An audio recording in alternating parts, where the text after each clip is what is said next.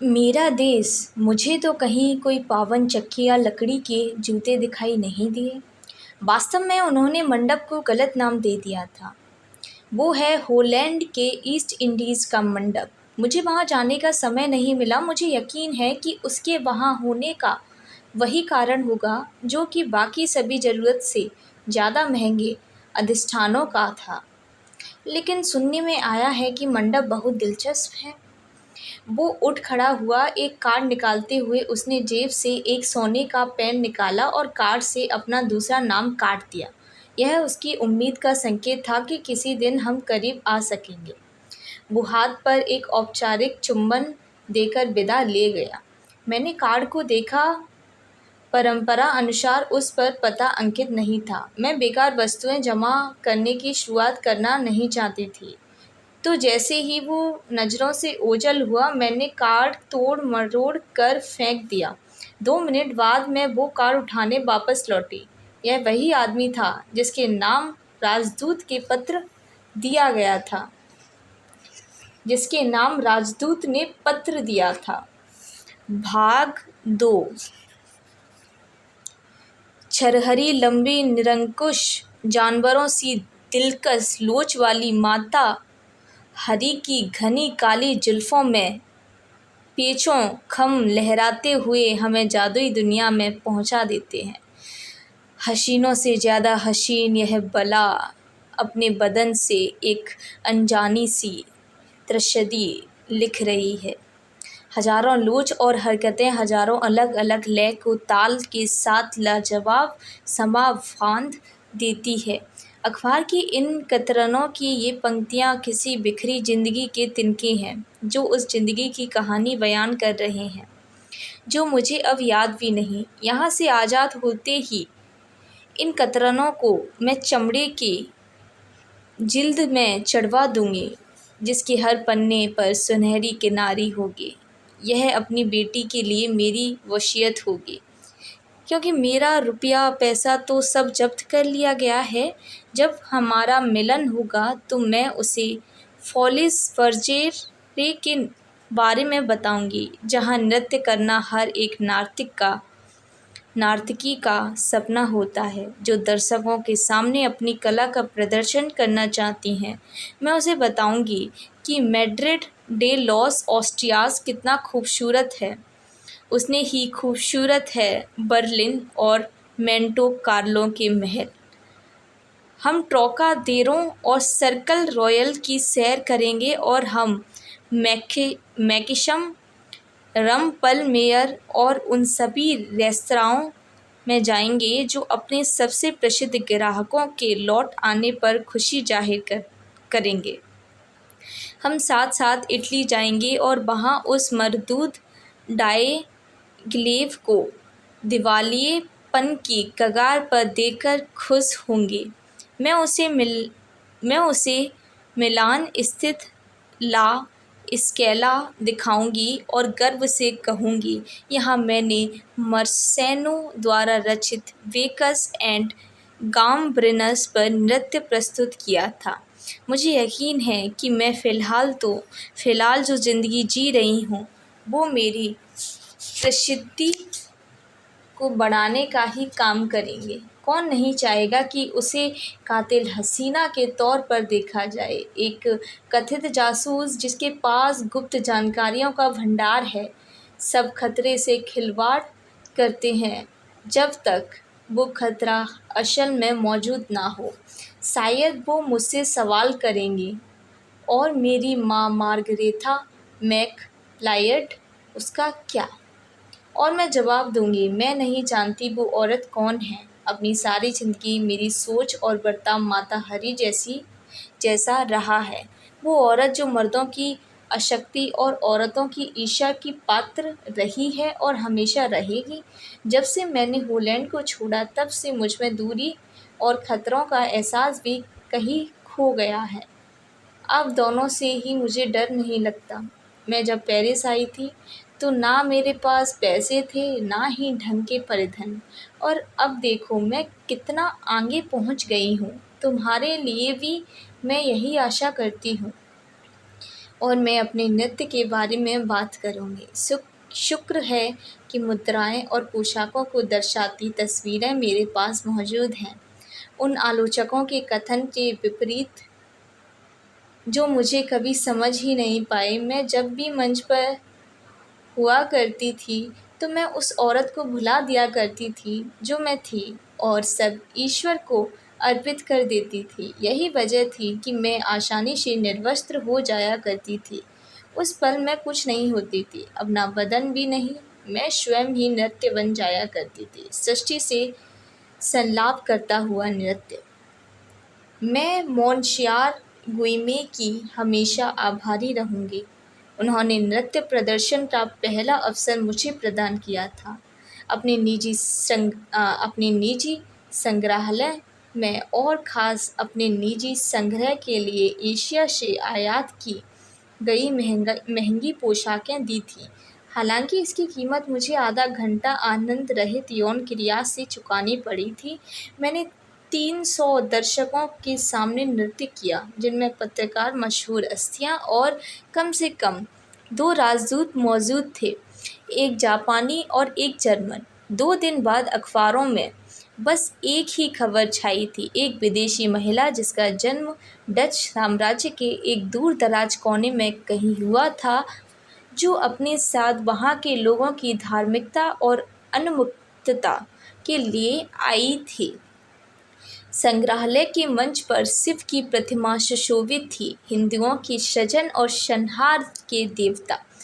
सुगंधित तेलों में रोशन मोमबत्तियाँ और संगीत के समावेश ने सबको मंत्र मुग्ध कर दिया था, सिवाय मेरे। उन पोशाकों को गौर से देखने के बाद जो मुझे सौंपी गई थी, मैं जान गई थी कि अब से मेरी योजना क्या होने वाली थी। या तो अभी या कभी नहीं जैसी स्थिति थी। एक अकेला पल, मेरी अब तक की तकलीफ फदे ज़िंदगी का, ऐसी ज़िंदगी में यौन संबंध के बदले एहसान लिया करती थी। तब तक मैं इसकी आदी हो चुकी थी, मगर किसी चीज़ का आदी होना एक बात है और संतुष्ट होना दूसरी। बस पैसा ही काफ़ी नहीं था, मुझे और बहुत कुछ चाहिए था।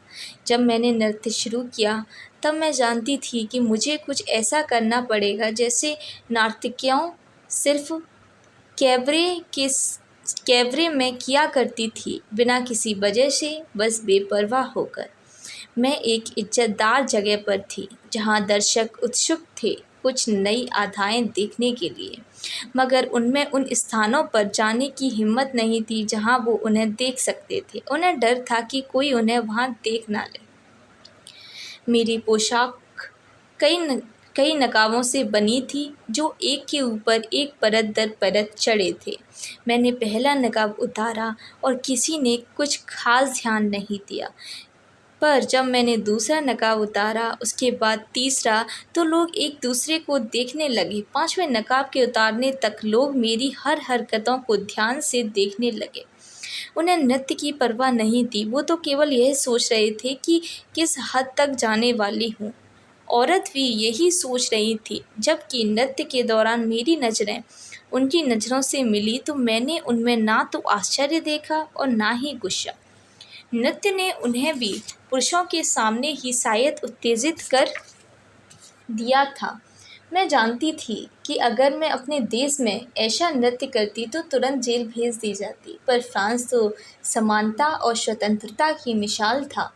छठे नकाब के बाद मैंने संभोग के चरम आनंद का ढोंग किया और आखिरी 7वें नकाब को उतारते हुए नीचे ज़मीन पर लेट गई। कुछ पलों तक जहाँ मैं लेटी थी वहाँ से मैंने दर्शकों की ओर से कोई आवाज़ नहीं सुनी। मैं किसी को देख नहीं पा रही थी।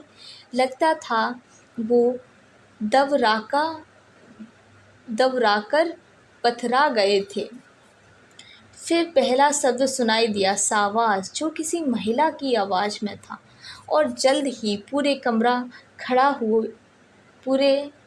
पूरा कमरा खड़े हुए दर्शकों की तालियों से गूंज उठा। मैं अपनी एक बाह से अपने स्तन को छुपाती हुई और दूसरे से अपनी योनि को ढकती खड़ी हो गई। मैंने झुककर दर्शकों का अभिवादन स्वीकार किया और मंच के एक ओर रखे रेशम के गाउन की तरफ बढ़े, जिसे मैंने युक्तिपूर्वक वहाँ पहले ही रख दिया था।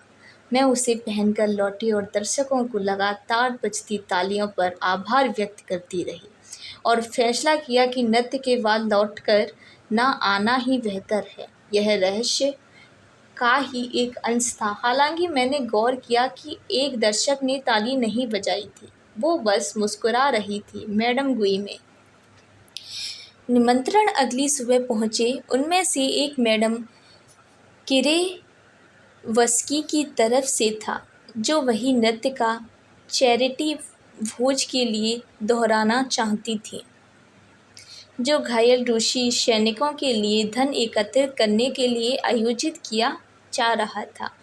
दूसरा निमंत्रण मैडम गुइमे की तरफ से था, जो साइन नदी के किनारे मेरे साथ टहलते हुए वक्त बिताना चाह रही थी।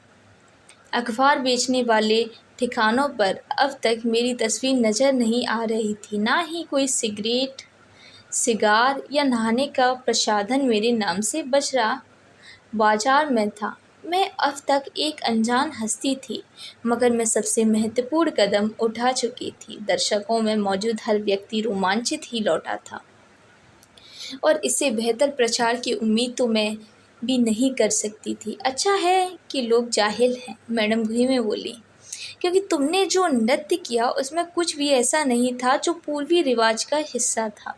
तुमने नृत्य के दौरान हर हरकत की खुद ही रचना की थी। मुझे मानो सांप सूंघ गया और लगा कि अब जो अगली बात उनके मुंह से निकलेगी वो उनके पति के साथ मेरी बिताई उस रात की होगी। बस एक अकेली बेमजा रात उनके पति के साथ। जो जानते हैं इनके बारे में, वो तो निहायत ही उबाऊ मानव विज्ञानी होते हैं और उनकी जानकारी किताबी होती है। वो तुम्हारा पर्दाफाश नहीं कर पाएंगे, लेकिन मैं हाँ, मुझे यकीन है तुम जावा गई हो और तुम्हें वहाँ के देशी रिवाजों की जानकारी है, और शायद तुम अपनी सेना के किसी अधिकारी की प्रेमिका या फिर बीवी थी। हर जवान औरत की तरह तुमने भी पेरिस आकर बड़ी हस्ती बनने का सपना देखा होगा, और इसीलिए तुम पहला मौका मिलते ही भागकर यहाँ चली आई।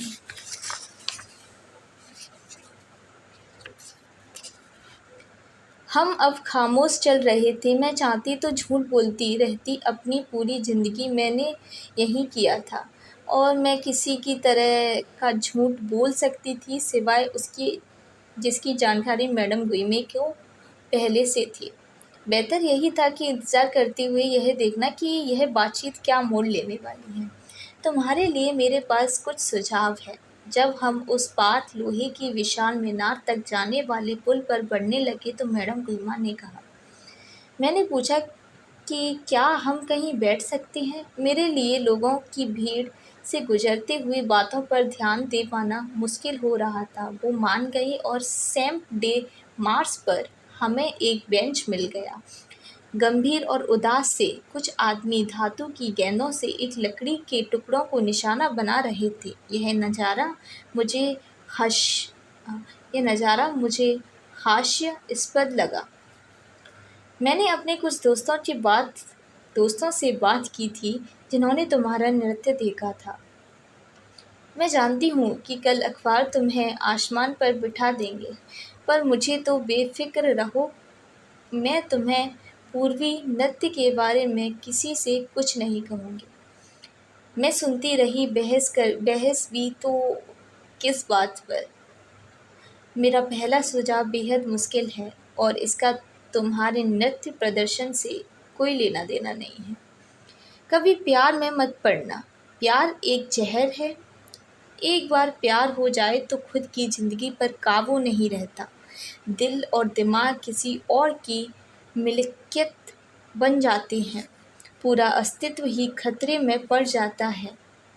तुम वो सब करने लगते हो जिससे कि प्रेमी तुम्हारी पकड़ से छूटना ना पाए, और खतरे का हर एहसास गुम हो जाता है। प्यार समझाई ना जा सकने वाली खतरनाक चीज़ है जो तुम्हारा अस्तित्व मिटा देती है, और उसकी जगह बस वो रह जाती है जैसा तुम्हारा प्रेमी तुम्हें देखना चाहता है। खुद को गोली मारने से पहले एंड्रियास की पत्नी की आंखों में मुझे जो दिखाई दिया था वो अचानक याद आ गया। प्यार अचानक मार डालता है और अपराध का कोई सबूत भी पीछे नहीं छोड़ता। एक लड़का आइसक्रीम खरीदने ठेले की तरफ बढ़ा। मैडम गुइमा ने इसे अपने दूसरे सुझाव की शुरुआत का सामान बना लिया। लोग कहते हैं ज़िंदगी इतनी भी पेचीदा नहीं है, पर ज़िंदगी है बहुत पेचीदा। आसान है एक आइसक्रीम, एक गुड़िया की चाहत, या फिर यह पेतांक का खेल जितना जो वहाँ से वो आदमी खेल रहे हैं। पिता है, जिम्मेदारियाँ हैं, पर पसीने में परेशान है। एक बेकार सी लोहे की गेंद से उस छोटे लकड़ी के टुकड़े को मारने के लिए। आसान है प्रसिद्धि की चाहत रखना, लेकिन 1 महीना या फिर 1 साल से ज़्यादा मशहूर बने रहना, ख़ास तौर पर तब जबकि प्रसिद्धियाँ का वास्ता किसी के बदन से हो, खासा मुश्किल है। आसान है पूरे दिल से एक मर्द की चाहत, पर वही नामुमकिन और पेचीदा हो जाती है जब मर्द शादीशुदा हो, बाल बच्चे वाला हो और दुनिया में किसी के लिए भी अपने परिवार को छोड़ना ना चाहता हो। उसने एक लंबा विराम लिया। उसकी आंखें भर आई थी और मुझे एहसास हुआ कि वो जो कह रही थी अपने अनुभव से कह रही थी।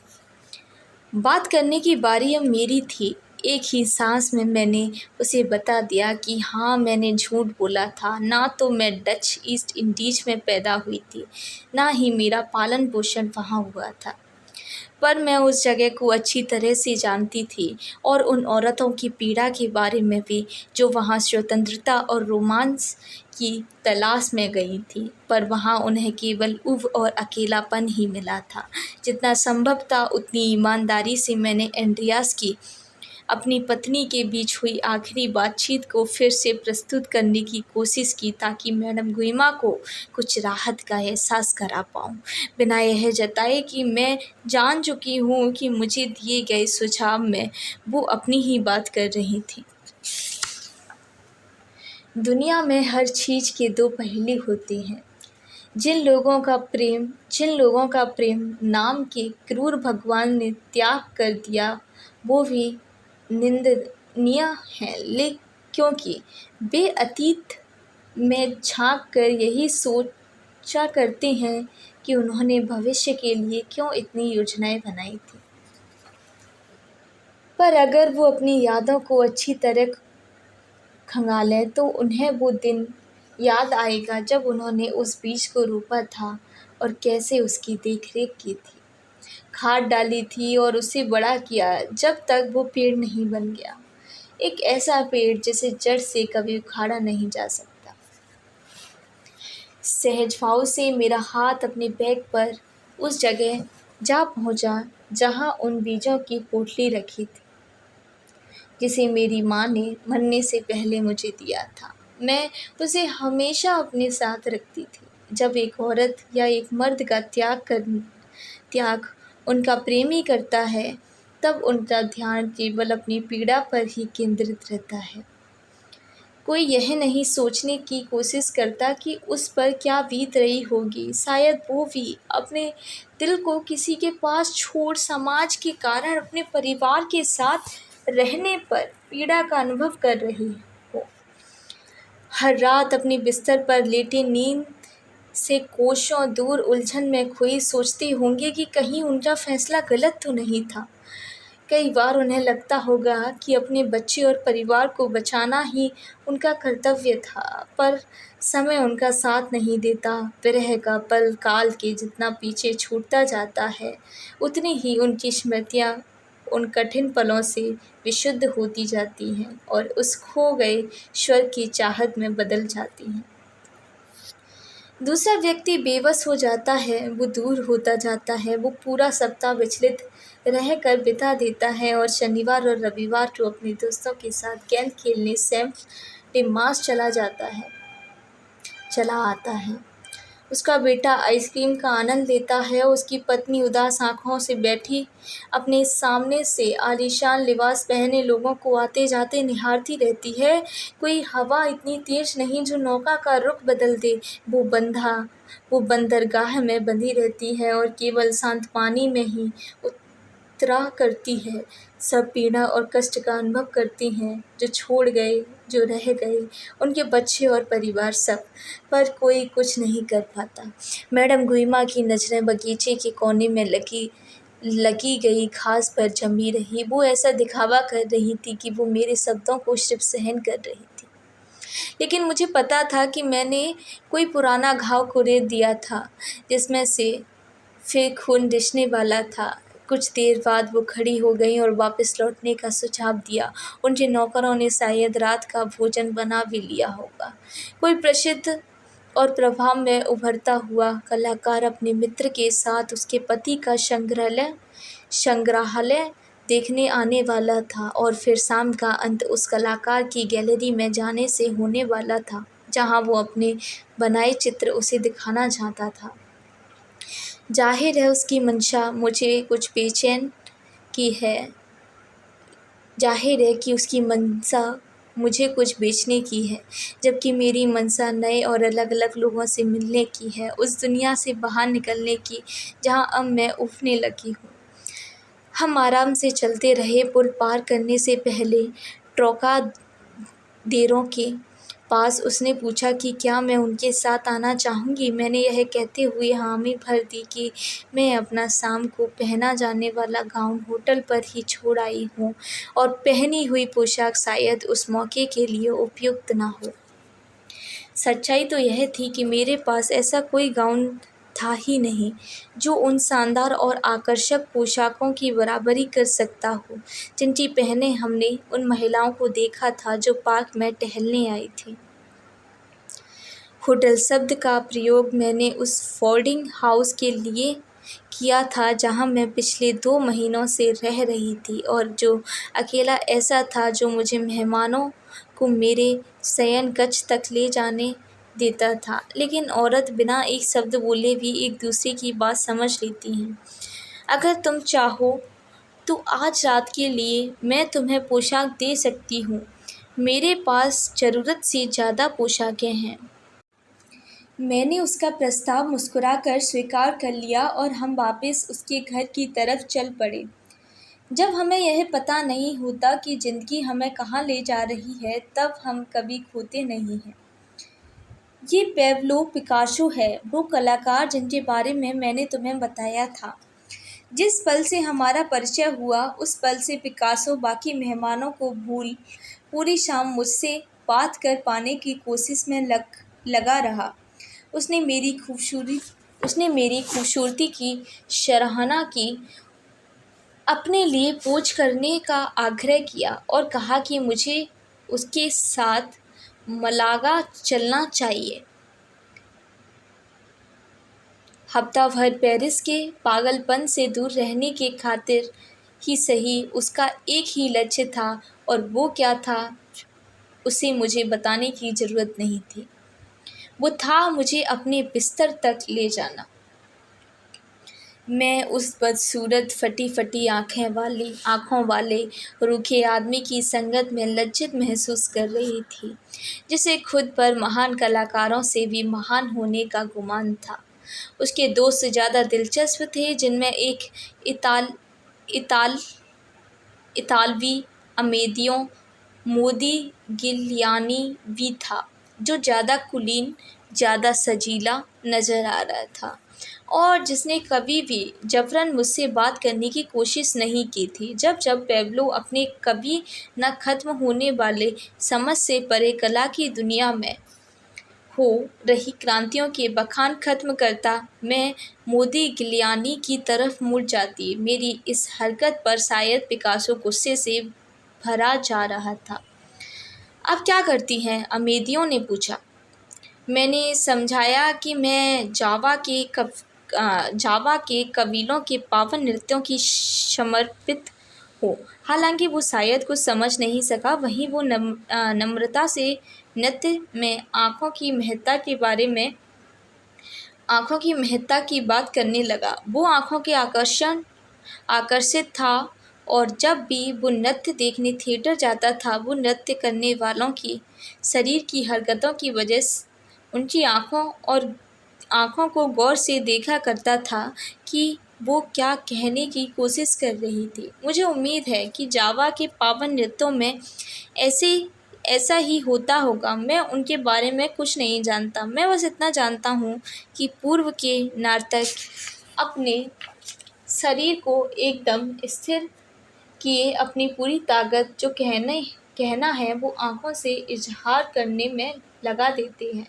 उसकी बातों का मेरे पास कोई जवाब नहीं था। मैं बस सिर हिलाती रही, एक रहस्यमय इशारा जिसकी मतलब उसकी समझ के अनुसार हाँ और ना दोनों हो सकता था। पिकासो बीच-बीच में अपने सिद्धांतों या बखानों से टोकता रहा, लेकिन अमेदियों जो विनम्र और सजीला था, जानता था कि विषय पर लौटने के लिए उसे अपनी बारी का इंतज़ार करना था।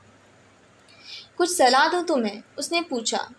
तब तक रात्रि भोज खत्म हो चला था और लोग पिकासो के स्टूडियो जाने की तैयारी कर रहे थे। मैं गर्दन हिला दी। जो करना चाहती हो उसे पहचानो और अपनी अपेक्षाओं से आगे जाने की कोशिश करो।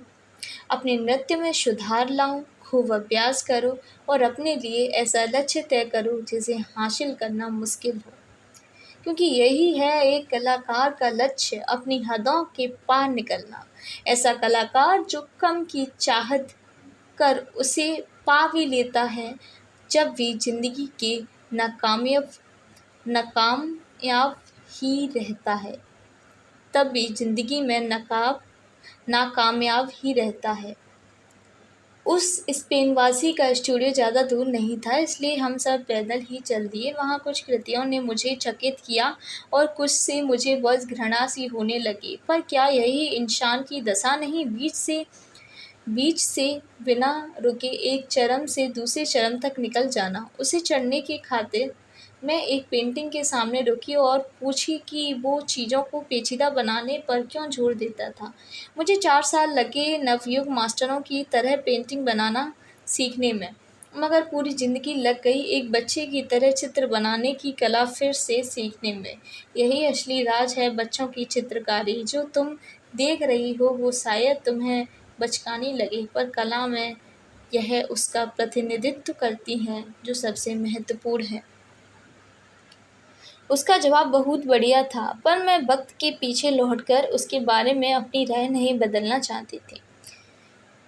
तब तक मोदिग्लियानी वहाँ से जा चुका था। मैडम गुइमा भी अपने संयम के बावजूद थकी नज़र आने लगी थी और पिकासो का ध्यान उसकी महिला मित्र फर्नांडे की जलन के चलते वांट चला था। मैंने कहा कि अब सबको देर हो रही है और सब अपनी राह निकल गए। मैं दोबारा पोब्लो के या अमेदियों से नहीं मिली। सुनने में आया कि फर्नांडे ने पोब्लो को छोड़ने का फैसला कर लिया था, पर असली वजह मुझे बताई नहीं गई। मैंने उसे कुछ साल बाद बस एक बार और देखा, जब वो एक पुरातन सामानों की दुकान में क्लर्क का काम कर रही थी। उसने मुझे नहीं पहचाना, मैंने भी उसे पहचान ना सकने का दिखावा किया और वो भी मेरी ज़िंदगी से गायब हो गई।